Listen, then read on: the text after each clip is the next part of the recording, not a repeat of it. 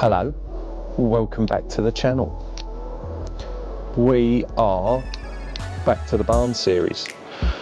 A few bits have gone on at the barn that I haven't filmed, but current state, we're putting some of the woodwork up. So we've got all the concrete laid in the end.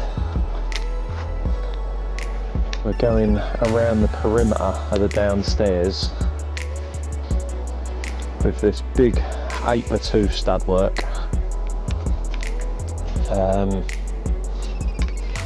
They're basically made up of an 8x2 stud work and then OSB on the outside of them, and then the membrane is actually wrapped around the back, which then leaves you this sort of 50mm minimum void around the back of all of these stud walls. And then we started to put some of the 4x2 up as well, which is just some of the downstairs rooms. The 4x2 does catch some of the smaller joists that are coming soon. That's going to be our staircase hallway that then goes up. Today's little job, I sort of started packing out one side of the steel, so we've just got to get a nice little bit of timber in this side of the steel, which will then catch all of the floor joists for this area. So I'm going to show you how to do it. First things first, get some bits of 8x2 or whatever size you need. If your steel's a bit smaller, it's going to be smaller. We're using 8x2 and we've got to chop that down by a little bit, just to make it the right size so that it fits in there snug. So first job is to saw that down and take a rip off of it of about 20mm. Let's get started.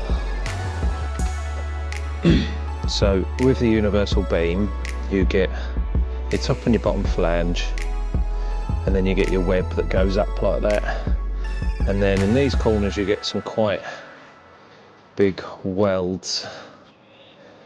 So it's really important that when we cut the timber, we chamfer that edge and that edge so that that doesn't interfere with that at all, and that sits down lovely. What we want really is that timber, although I'm measuring it a couple of mils smaller, we want the bottom of the timber to sit right on that bottom flange so that it's taking all the weight.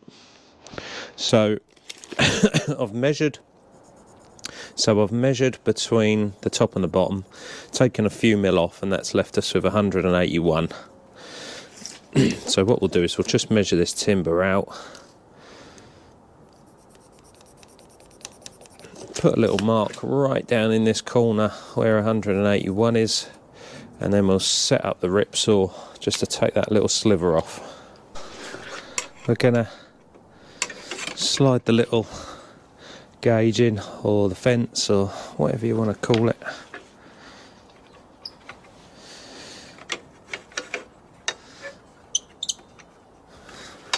Just get it until it's nearly tight.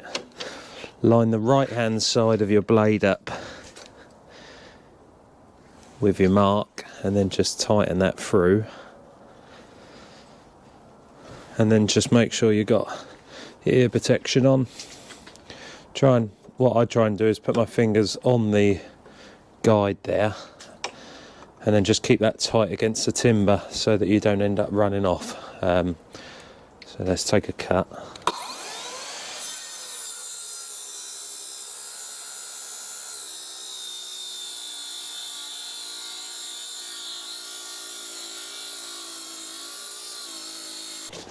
Another important thing which I nearly forgot was just to get some blocks under there so that you can carry the cut all the way through without hitting your trestles. Now the timber is a little bit wet, so the saw will probably struggle a little bit to get through it. We'll get there.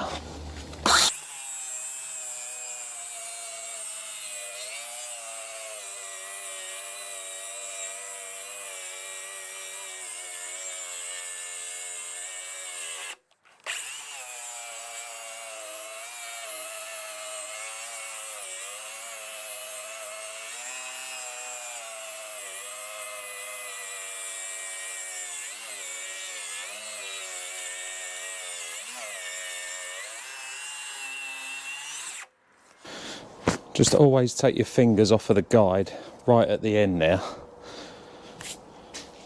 just in case the saw slips. Sometimes it's easy on that last little bit for the saw to just come off, and if you've still got your fingers there, it can be bad news.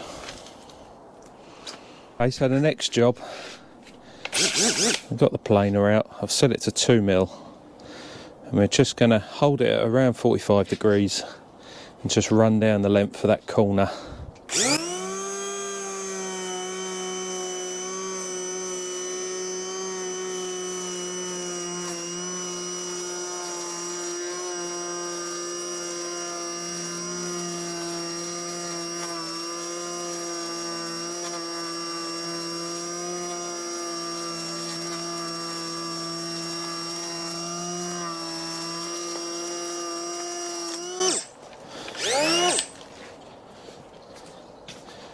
We'll just do 2 passes on that, just so that there's plenty of chamfer on there. You can sort of rock it backwards and forwards a bit and try and feel where your angle is. You'll find a little sort of click where the flat is.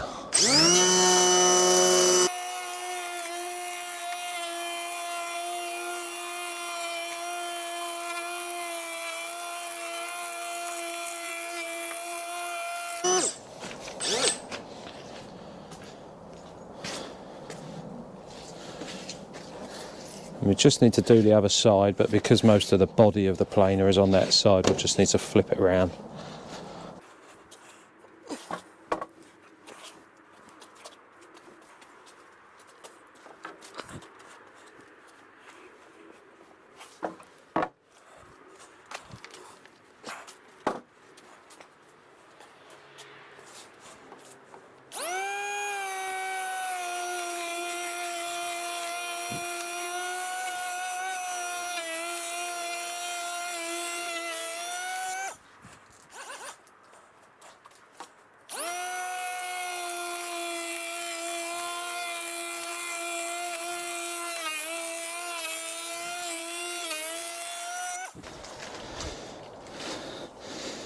Sometimes the planer just skips over the knots a little bit, so just set it to 1mm.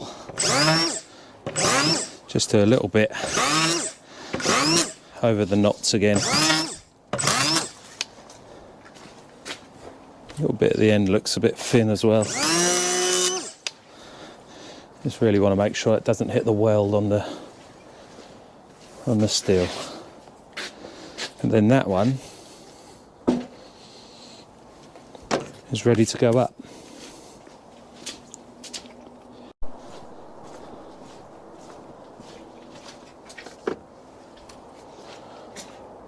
So we'll just go along first and chuck a little bit of stick saw up on the web.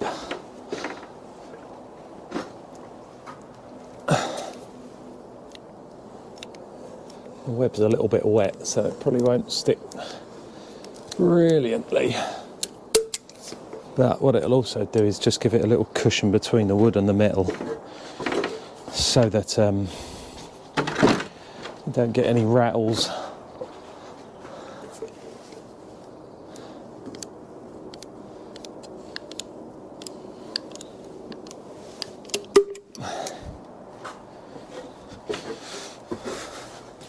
Although it says it does stick, so should stick in the wet.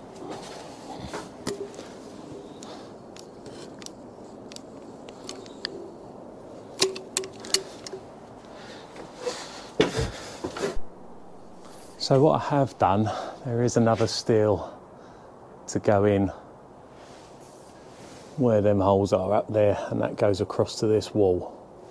So what I have done is cut the timber just short of that, and then we'll carry on the other side of it. And then also we've got those 2 holes up there, which I've got the steel guys to put in, ready for when the plumber wants to put his water pipes through there. You've got to try and think about utilities if you can at this stage, just to make all of the pipes and electric runs as easy as possible.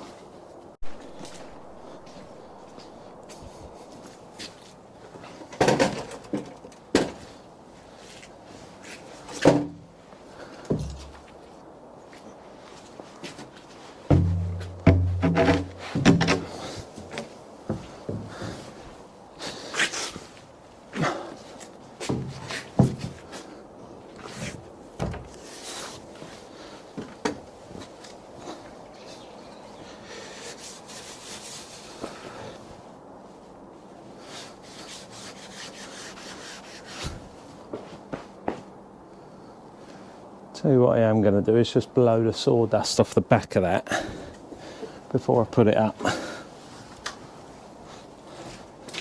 Otherwise that's got no chance of sticking. Has the blower finally had it? Oh.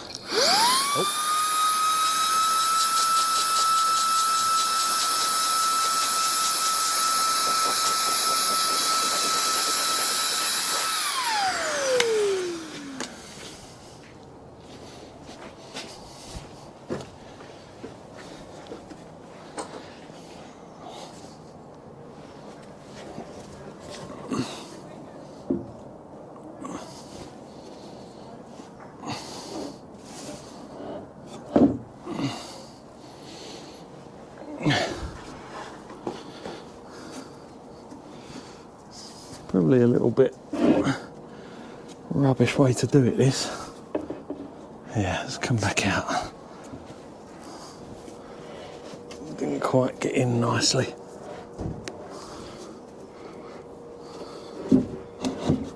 That's it.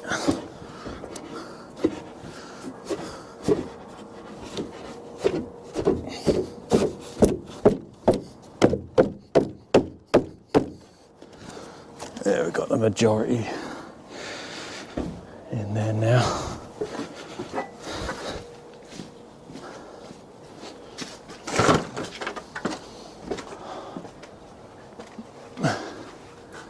We'll just push it along a bit to clear these two service holes, which have probably gone a bit too far. Yeah, perfect.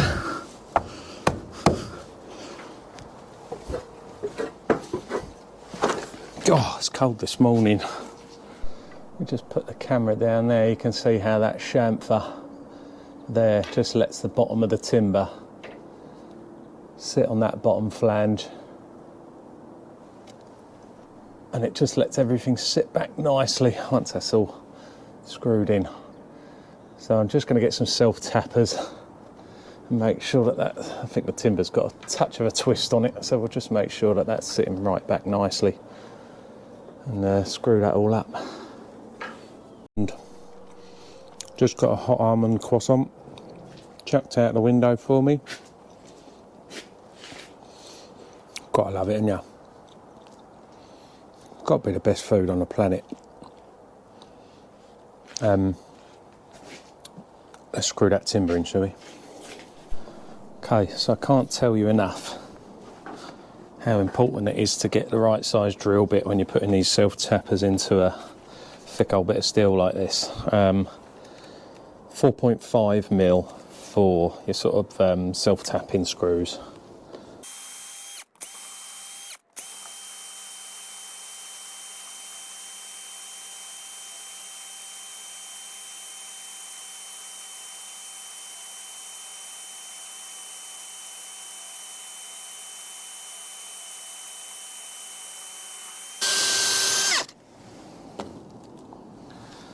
Make sure that you get brand new bits as well. I'm probably going to struggle to do this and hold the camera.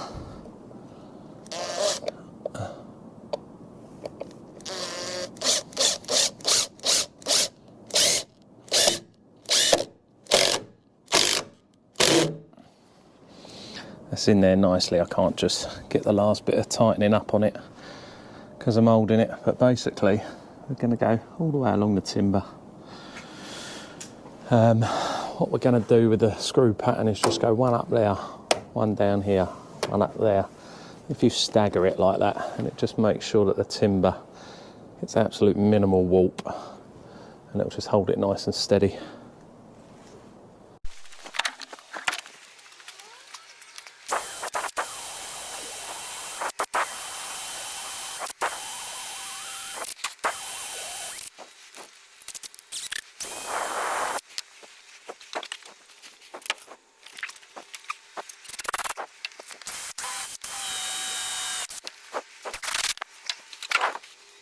So that's done. That's all screwed up now. I'm sure there'll be a couple of people in the comments saying that you've got to bolt through, but in my head, you know, that if the timber ever comes loose, as long as these joists are fitting tight, if they ever come loose for any reason, which I'm pretty sure it won't, it's only going to drop down anyway, and it can't drop down because it's inside that still. So as long as you're tightly packed and you've got no sort of space below the timber, worst it's going to do is just warp a touch and drop a mil or two. It's not going to cause any issues at all. So the thing left to do now, because we need to get joist hangers on that, we can't have the timber set that far back. So we've got to get another bit of timber now, cut that down to 180 like we did the last one. But we haven't got to worry about the chamfered edges because obviously we haven't got the weld to get over on this one. So we're literally just going to cut a 180 bit of timber to the same lengths and then screw that to the front of the timber that we've just installed, and then we'll be ready for some joist hangers to go on there. Now you can do this when the steel is on the ground, and it's a lot easier to do this when the steel's on the ground. This steel, because it was so heavy, was sort of nearly on the weight limit of the Genie lift when I put it up. So what I didn't want to do is then add 4 massive bits of timber to that. I thought I was pushing my luck a little bit, so I just decided with this one just to do it up there. Although if your steel is a lot lighter or your Genie lift is a bit more heavy duty, then it's definitely the way to do it. Do it down on your trestles and then lift it all up together.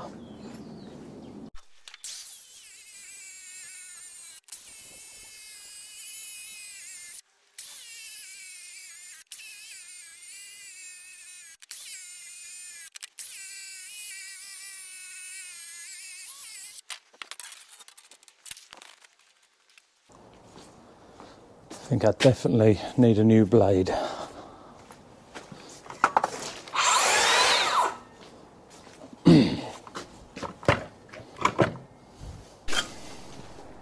Right, I didn't have a new blade, but I've got a slightly better one in, hopefully.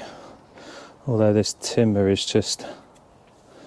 I did put it out yesterday to dry it, but obviously didn't dry enough. Let's see what this one does.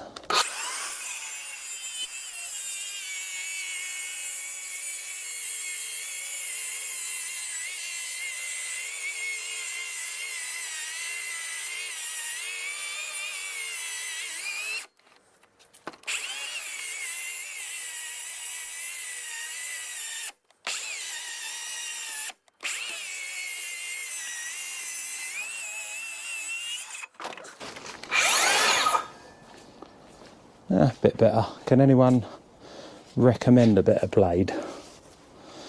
I've had these ones for a while and I get them sharpened normally, but I think I might need a new one.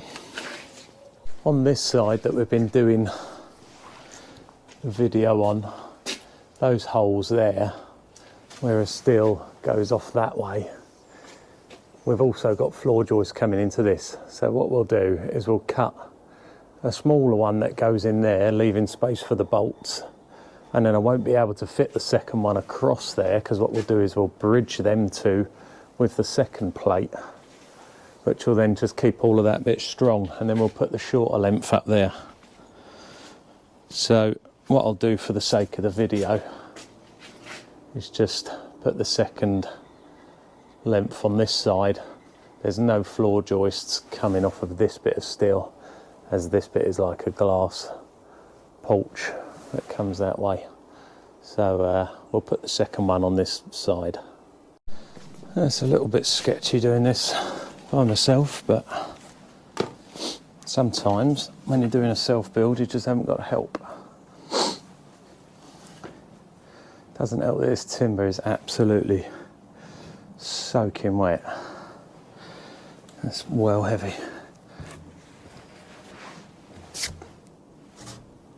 We can get it up on that wall plate, which will help.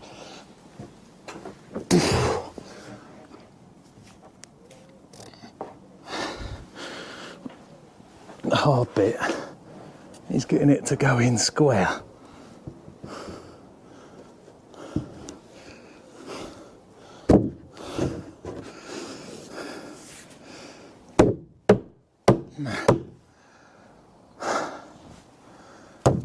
Okay, we've just got to get up that end and just squidge it up that way a bit.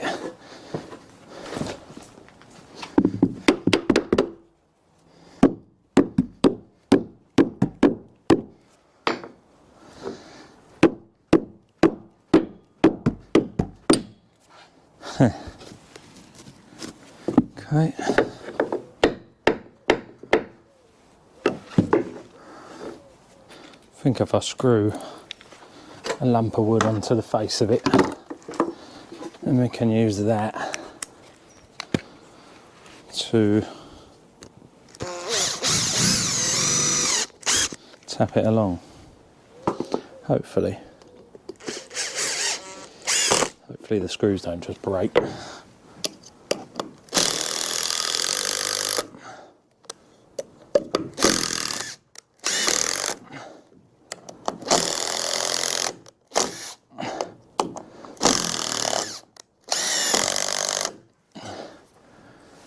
Okay.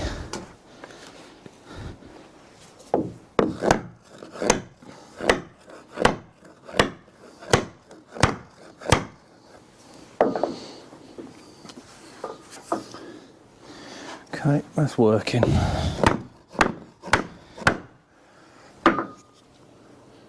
About another inch. Making sure the other end don't drop out again. 10 mil now. Now. And the screws have just given up.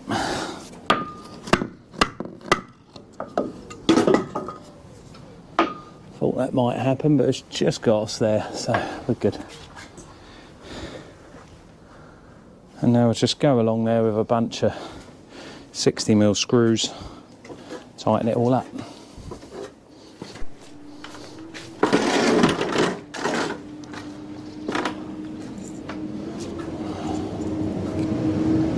I had some 70 mils on the van.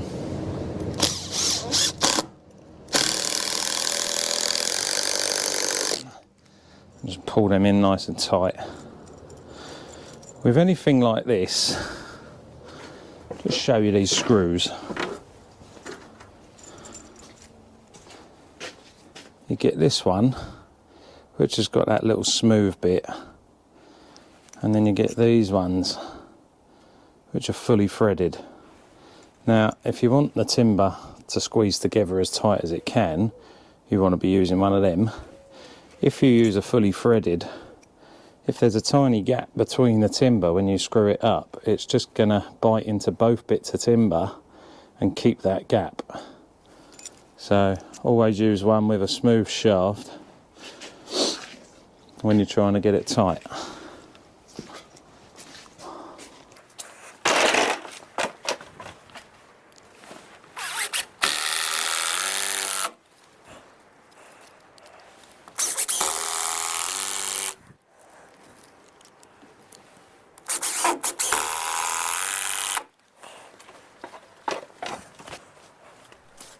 Okay, so I haven't got the joist hangers yet. This is just a spare one kicking around. It's way too small for what I'm having, but it'll just give you an idea now. That can sit on there. I mean, the ones that I'm getting, they've got like a little kick out here, so that bit of steel isn't going to matter. But that'll come out something like that, and then my joist will hang off of there. and that one's basically all ready to go now. I've got the guy coming round today to measure all of these, so we're close to joists. We're probably about 2 weeks away, and then all of this area will have a floor. Okay, so the audio cut out here, I don't know why, but I just wanted to show you this bit with the shorter bit all in. The bolts for the steel will go in that gap there, and then because the steels are coming tomorrow, so we can't put that second bit in yet, but we'll run a longer bit from that right hand side all the way over that gap to bridge the bolts, and then put the shorter bit up at that long end there. And basically the bolts will just live in that gap, but it'll keep it nice and strong. So that's basically it for packing out the steel. The rest of the day was just to put the noggins in the rest of this stud work. Thanks for tuning in this week. If you could like the video and subscribe if you're not, and I'll see you on next week's episode.